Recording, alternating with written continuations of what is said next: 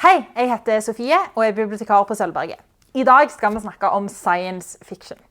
Hva er science fiction? Hva slags forfattere bør du kjenne til hvis du skal skrive om science fiction? Og hva er egentlig science fictions historie? Dette er spørsmål vi vil prøve å svare på i denne videoen. Dette er ikke en video om hvordan du analyserer en enkeltroman, men forhåpentligvis vil du få noen tips om sjangeren som kan sette deg på spor av hva du bør skrive om i en oppgave. Hva er science fiction?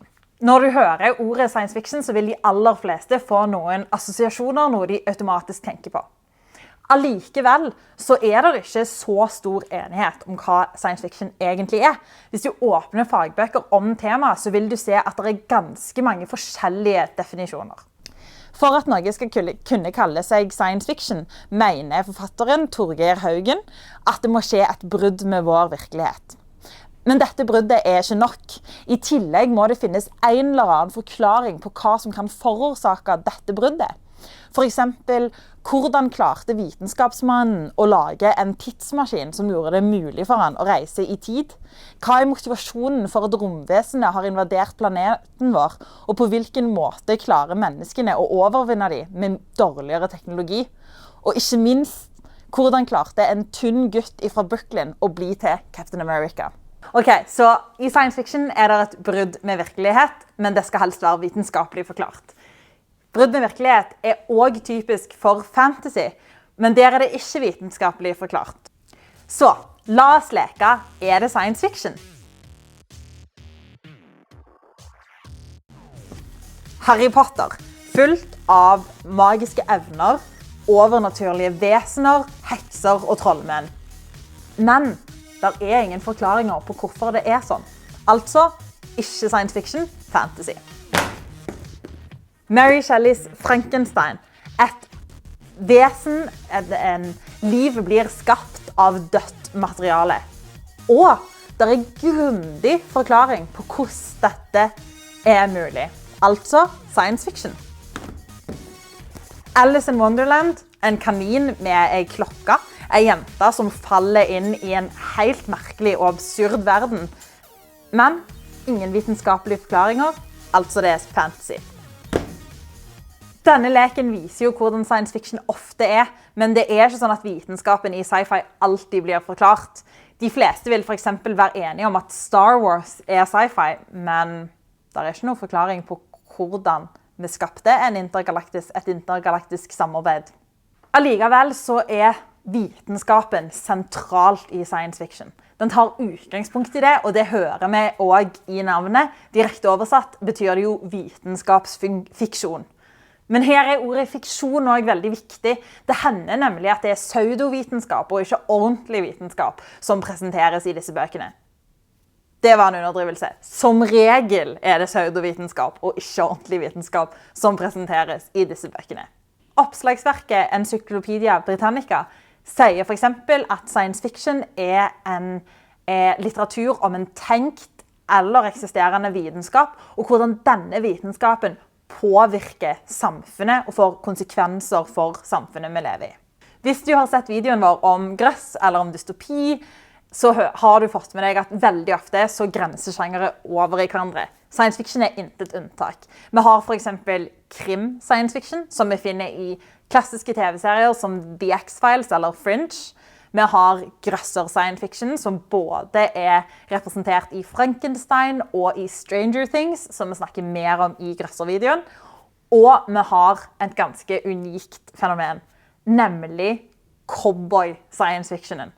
Vet du om du har sett TV-serien Westworld på HBO, men her finnes det altså en fornøyelsespark der kloner går rundt og lever tilsynelatende vanlig liv, og mennesker kan gjøre akkurat hva de vil med dem.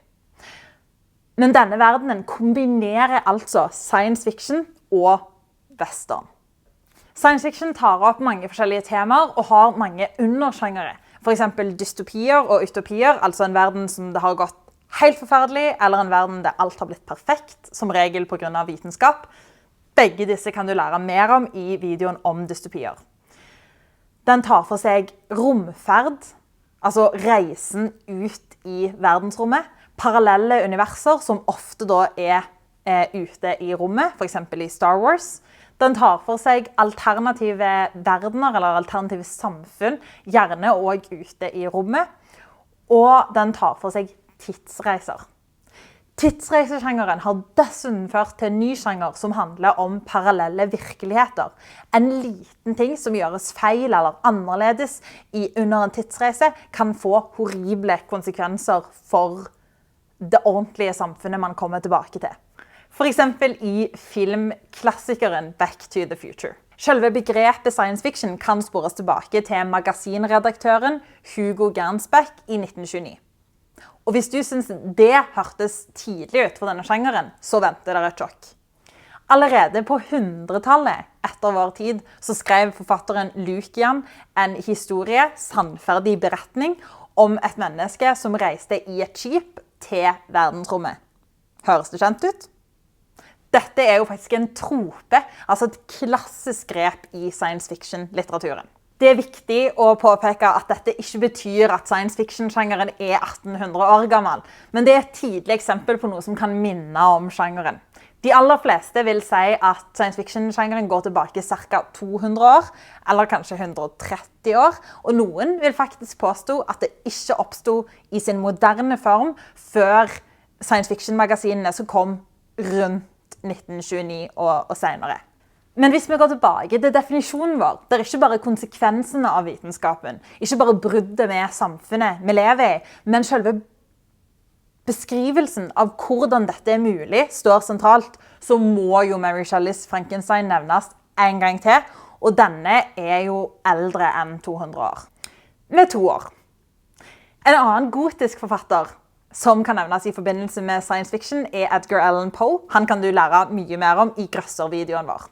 På slutten av 1800-tallet så tok den nye sjangeren skikkelig fart. Da kom jo den industrielle revolusjonen, dampskip, jernbaneveier og lignende gjorde at mennesker så potensialet vitenskapen hadde.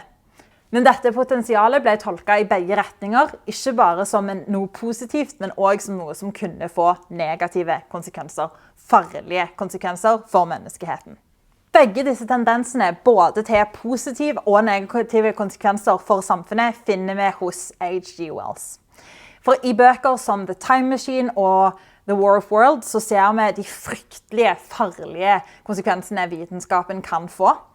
Mens i The World Set Free ser vi etter hvert hvordan rett bruk av vitenskapen kan få positive konsekvenser.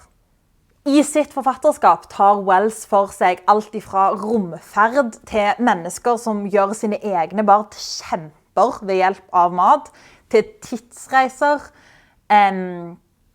via å gjøre ting med sin egen kropp, som for eksempel å gjøre seg selv usynlig, og til å skape mennesker om til monstre.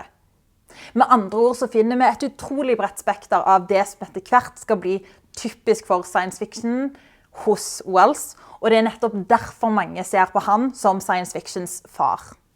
Allerede i løpet av begynnelsen av 1900-tallet så hadde mange av de mulighetene science fiction har, mye av det vi også ser i dagens science fiction-litteratur, blitt utforsket.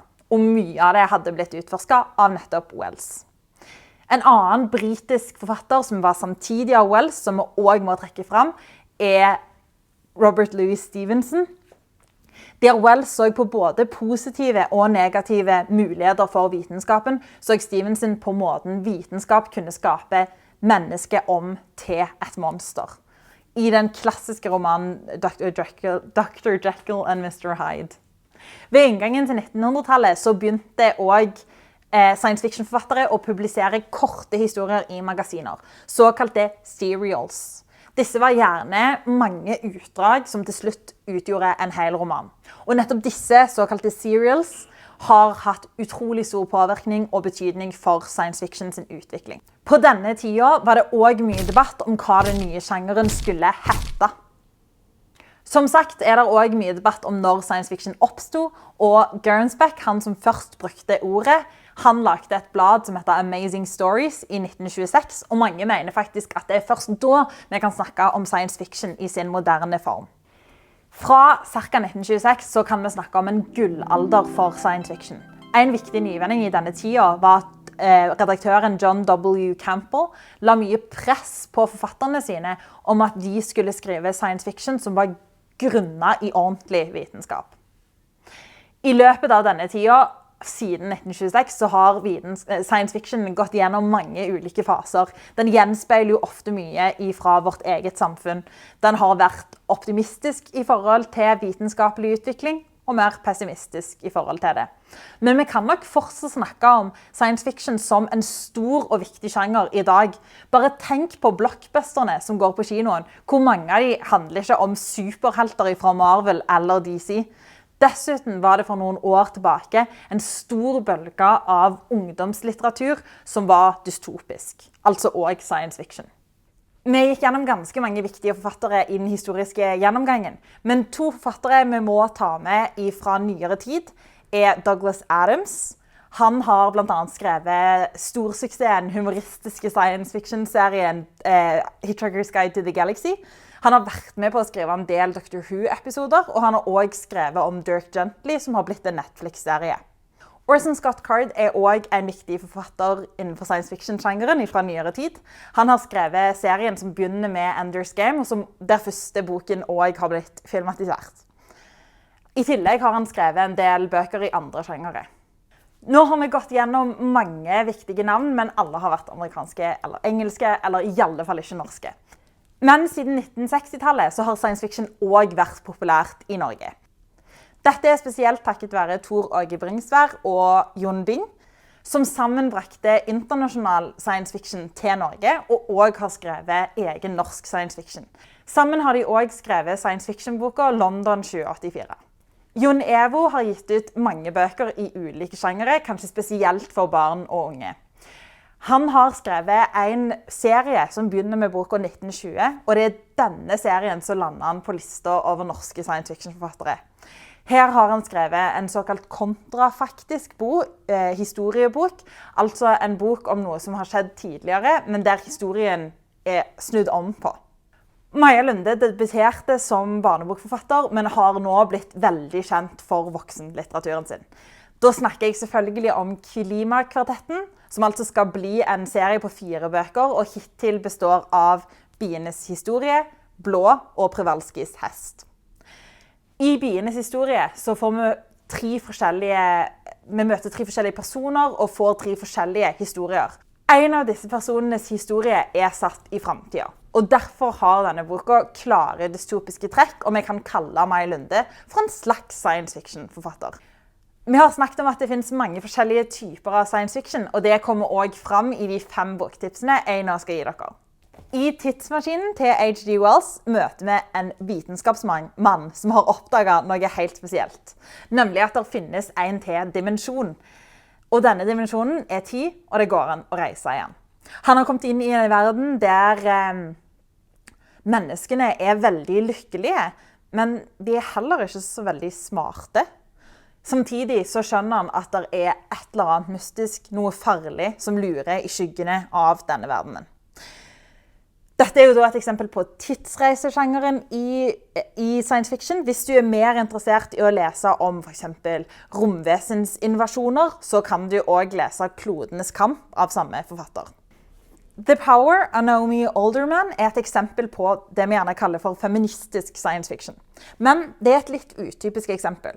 For i The Power, eller Kraften på norsk, så har ikke samfunnet blitt overtatt av menn, og det er blitt en streng patriarkalsk struktur, sånn som det ofte er i feministisk science fiction, for eksempel The Handmaid's Tale av Margaret Atwood. Her har nemlig kvinnene plutselig fått en utrolig kraft. De kan rett og slett sende støt inn i folk bare ved å ta på dem. Og dermed er kvinner plutselig de fysisk sterkeste i samfunnet. Vi får se hele historien vår og kulturen vår som vi kjenner den snudd på hodet i det kvinnegjenger, kriminelle kvinnegjenger og fysisk sterke kvinnfolk tar over samfunnet. Kanskje vil noen tenke at dette kvinnestyrte samfunnet er utopisk, at det er perfekt, men det er det ikke. Her møter vi en skikkelig dystopi. Disse kvinnene er ekle, de misbruker makten sin, og de gjør alle de samme tingene som vi kanskje av og til klager på at menn opp gjennom historien har gjort når de var de fysisk sterkeste. Boka ganske sår og sterk, og du må tåle å lese ganske vonde scener. Selv om konseptet kanskje kan høres humoristisk ut, så dette en ganske heftig bok. Men for de som synes det høres greit ut å le litt, så kan jeg glede meg at det kommer en morsom bok nå, nemlig Hikernes guide til galaksen av Douglas Adams. I denne boka så har menneskeheten dessverre ikke fått med seg at jorda skal sprenges til fordel for en motorvei. Men heldigvis for Arthur så blir han plukket opp av et romskip akkurat i tid til å unnslippe jordas ødeleggelse. Vi får bli med Arthur på en vanvittig reise inn i et univers som alt annet enn logisk. En absurd reise der han møter masse merkelige vesener og mye moro. Denne boka filmatisert, og for de som får skikkelig dilla, så kan jeg glede dere med at det 5 bøker til i serien. Fra humor til alvor heter det, men i dette tilfellet det mer fra humor til absolutt skrekk. I Johan Harstad sin bok om Darla møter vi et eksempel på at science fiction også kan være skikkelig skrekk. I denne ungdomsboka så blir noen ungdommer sendt til månen. Selv om det en ungdomsbok, så den kjempeskummel, til og med for voksne. Bing og Bringsvær har alt skrevet boka Oslo 2084. Og i denne så får vi et eksempel på at science fiction også kan være krim. Her møter vi nemlig en privat etterforsker.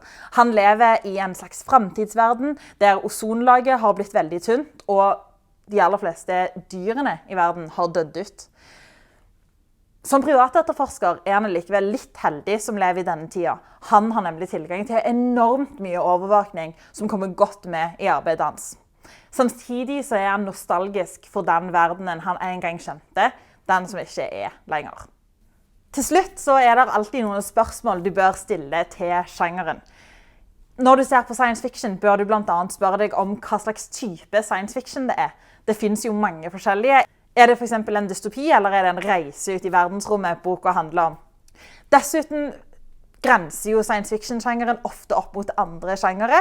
Det må du finne ut om han gjør, og hvis han gjør det, må du si noe om hvilken sjanger det og på hvilken måte du ser denne oppgrensningen. Og det egentlig mest science fiction, eller mest den andre sjangeren?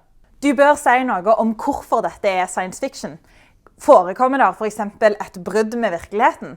Og hvis det forekommer, blir det forklart? Eller får du inntrykk av at vitenskapen forklart på en såpass god måte at dette nesten kunne vært virkelig, at det nesten kunne skjedd i vår egen verden med noen små forandringer? Til slutt må du alltid si noe om hva bokens tema og ikke minst brukes science fiction for å si noe om tendenser i vårt eget samfunn. Lykke til med fordypningsoppgaven!